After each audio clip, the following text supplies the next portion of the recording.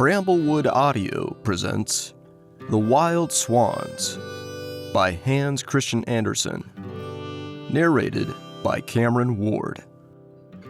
Part 2. The sea was still rough, and from their high position in the air, the white foam on the dark green waves looked like millions of swans swimming on the water. As the sun rose higher, Eliza saw before her, floating on the air, a range of mountains, with shining masses of ice on their summits. In the center rose a castle apparently a mile long, with rows of columns, rising one above another, while around it palm trees waved and flowers bloomed as large as mill wheels. She asked if this was the land to which they were hastening. The swans shook their heads, for what she beheld were the beautiful, ever-changing cloud palaces of the Fata Morgana, into which no mortal can enter.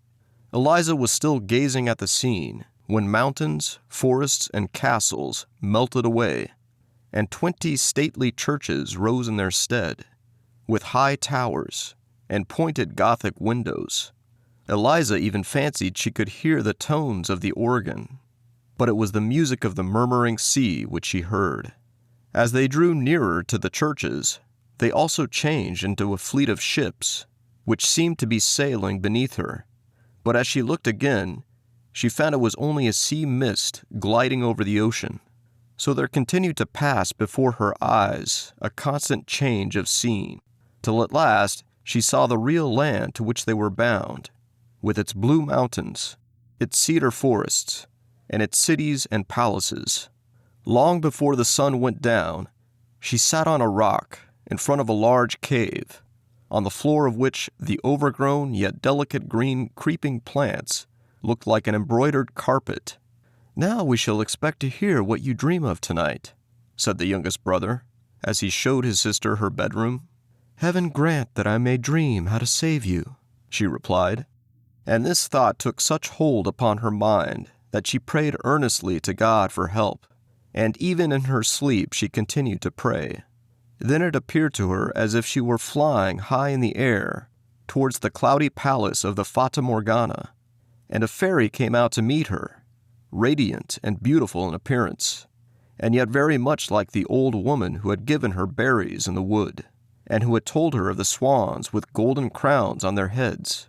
"Your brothers can be released," said she, "if you have only courage and perseverance. True, water is softer than your own delicate hands, and yet it polishes stones into shapes. It feels no pain as your fingers would feel. It has no soul, and cannot suffer such agony and torment as you will have to endure. Do you see the stinging nettle which I hold in my hand? Quantities of the same sort grow round the cave in which you sleep, but none will be of any use to you unless they grow upon the graves in a churchyard. These you must gather, even while they burn blisters on your hands. Break them to pieces with your hands and feet, and they will become flax, from which you must spin and weave 11 coats with long sleeves.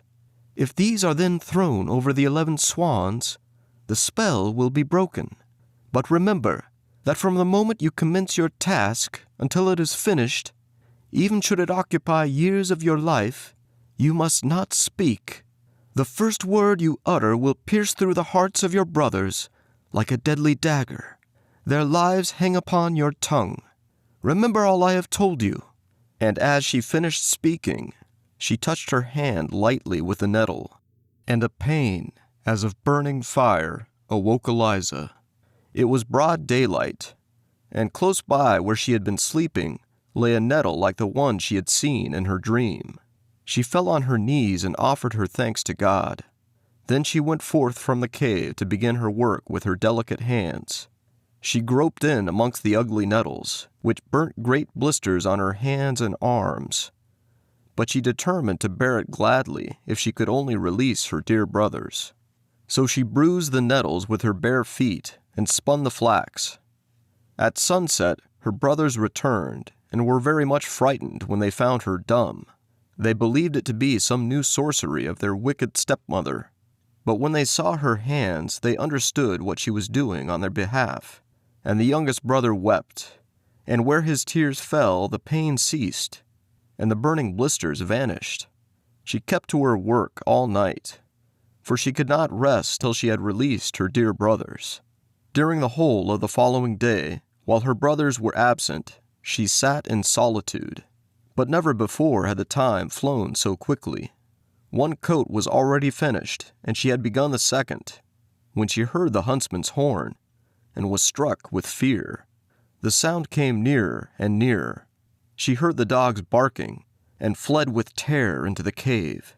She hastily bound together the nettles she had gathered into a bundle and sat upon them.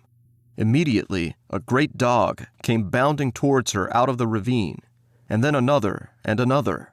They barked loudly, ran back, and then came again. In a very few minutes all the huntsmen stood before the cave, and the handsomest of them was the king of the country. He advanced towards her, for he had never seen a more beautiful maiden. "How did you come here, my sweet child?" he asked. But Eliza shook her head. She dared not speak, at the cost of her brothers' lives, and she hid her hands under her apron, so that the king might not see how she must be suffering. "Come with me," he said. "Here you cannot remain. If you are as good as you are beautiful, I will dress you in silk and velvet. I will place a golden crown upon your head, and you shall dwell and rule, and make your home in my richest castle." And then he lifted her on his horse. She wept and wrung her hands, but the king said, "I wish only for your happiness. A time will come when you will thank me for this." And then he galloped away over the mountains, holding her before him on this horse, and the hunters followed behind them. As the sun went down, they approached a fair royal city, with churches and cupolas. On arriving at the castle, the king led her into marble halls, where large fountains played, and where the walls and the ceilings were covered with rich paintings. But she had no eyes for all these glorious sights. She could only mourn and weep.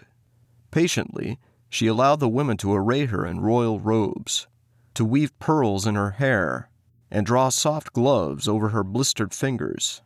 As she stood before them in all her rich dress, she looked so dazzlingly beautiful that the court bowed low in her presence. Then the king declared his intention of making her his bride. But the archbishop shook his head and whispered that the fair young maiden was only a witch who had blinded the king's eyes and bewitched his heart. But the king would not listen to this. He ordered the music to sound, the daintiest dishes to be served, and the loveliest maidens to dance.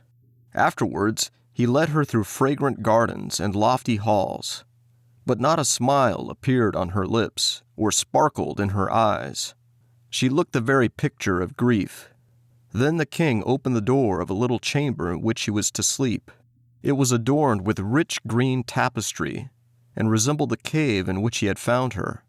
On the floor lay the bundle of flax which she had spun from the nettles, and under the ceiling hung the coat she had made. These things had been brought away from the cave as curiosities by one of the huntsmen.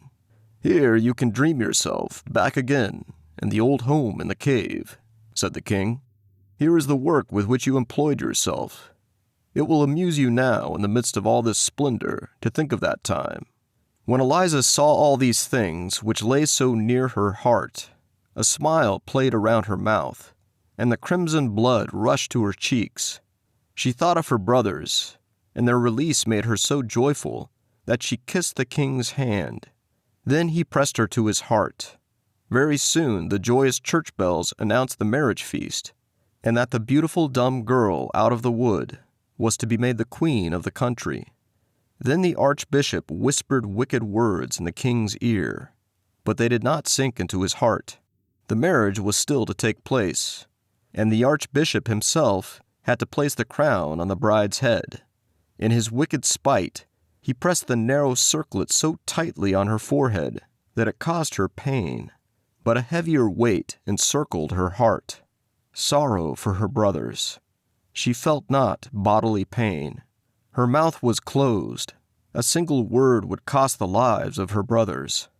But she loved the kind, handsome king, who did everything to make her happy more and more each day. She loved him with all her heart, and her eyes beamed with the love she dared not speak. Oh, if she had only been able to confide in him and tell him of her grief! But dumb she must remain till her task was finished. Therefore, at night she crept away into her little chamber, which had been decked out to look like the cave, and quickly wove one coat after another. But when she began the seventh, she found she had no more flax. She knew that the nettles she wanted to use grew in the churchyard, and that there she must pluck them herself. How should she get out there? "Oh, what is the pain in my fingers, to the torment which my heart endures?" said she. "I must venture. I shall not be denied help from heaven." Then, with a trembling heart, as if she were about to perform a wicked deed, she crept into the garden in the broad moonlight, and passed through the narrow walks and the deserted streets, till she reached the churchyard. Then she saw on one of the broad tombstones a group of ghouls.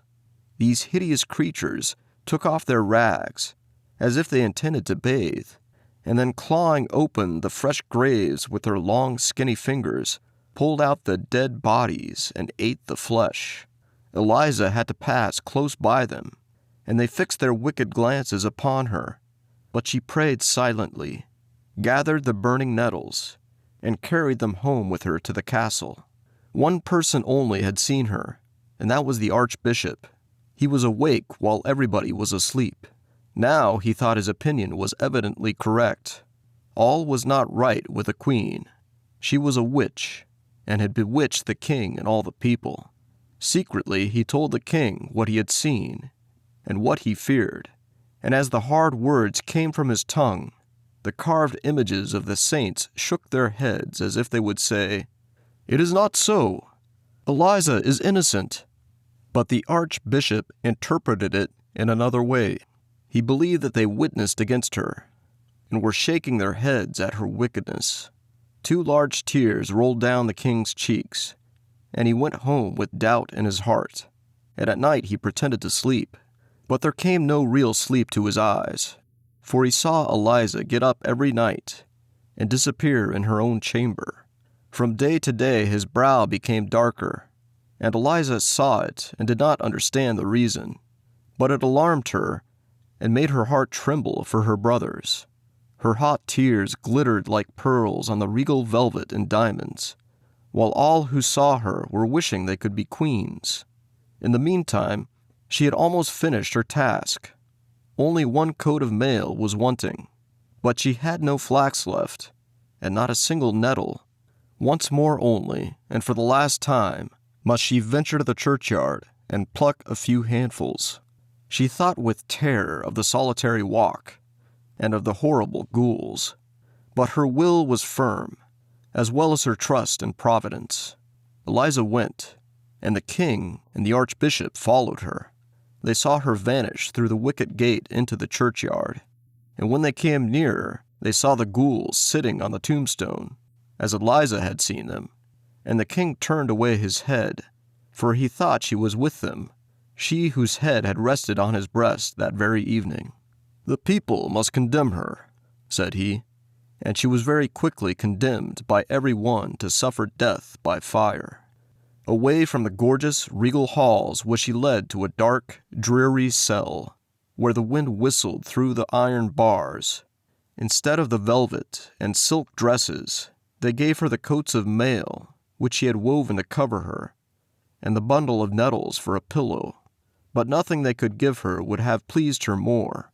She continued her task with joy, and prayed for help, while the street boys sang jeering songs about her, and not a soul comforted her with a kind word.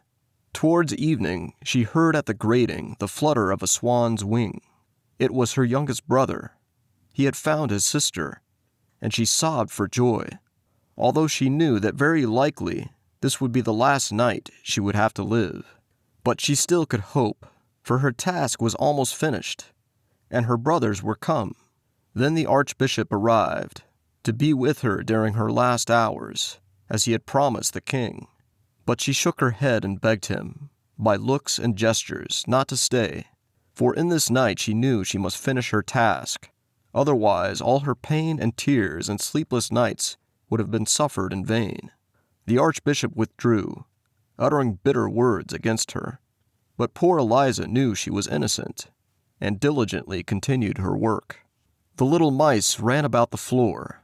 They dragged the nettles to her feet, to help as well as they could, and the thrush sat outside the grating of the window and sang to her the whole night long, as sweetly as possible, to keep up her spirits. It was still twilight, and at least an hour before sunrise, when the 11 brothers stood at the castle gate and demanded to be brought before the king. They were told it could not be. It was yet almost night, and as the king slept, they dared not disturb him. They threatened. They entreated. Then the guard appeared, and even the king himself, inquiring what all the noise meant. At this moment, the sun rose. The 11 brothers were seen no more, but 11 wild swans flew away over the castle. And now all the people came streaming forth from the gates of the city to see the witch burnt. An old horse drew the cart on which she sat. They had dressed her in a garment of coarse sackcloth. Her lovely hair hung loose on her shoulders. Her cheeks were deadly pale. Her lips moved silently, while her fingers still worked at the green flax. Even on the way to death, she would not give up her task. The 10 coats of mail lay at her feet. She was working hard at the 11th, while the mob jeered her and said, "See the witch! How she mutters! She has no hymn book in her hand. She sits there with her ugly sorcery. Let us tear it in 1,000 pieces." And then they pressed towards her, and would have destroyed the coats of mail. But at the same moment, 11 wild swans flew over her and alighted on the cart. Then they flapped their large wings, and the crowd drew on one side in alarm. "It is a sign from heaven that she is innocent," whispered many of them, but they ventured not to say it aloud.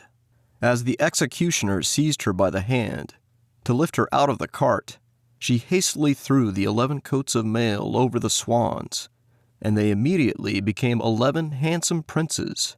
But the youngest had a swan's wing instead of an arm, for she had not been able to finish the last sleeve of the coat. "Now I may speak," she exclaimed. "I am innocent." Then the people, who saw what happened, bowed to her, as before a saint, but she sank lifeless in her brother's arms, overcome with suspense, anguish, and pain. "Yes, she is innocent," said the eldest brother, and then he related all that had taken place. And while he spoke, there rose in the air a fragrance as from millions of roses. Every piece of faggot in the pile had taken root, and threw out branches, and appeared a thick hedge, large and high, covered with roses, while above all bloomed a white and shining flower that glittered like a star. This flower the king plucked and placed in Eliza's bosom, when she awoke from her swoon with peace and happiness in her heart. And all the church bells rang of themselves, and the birds came in great troops, and a marriage procession returned to the castle, such as no king had ever before seen. Thank you for listening to this presentation of The Wild Swans by Hans Christian Andersen, narrated by Cameron Ward. Please take a moment to like and subscribe.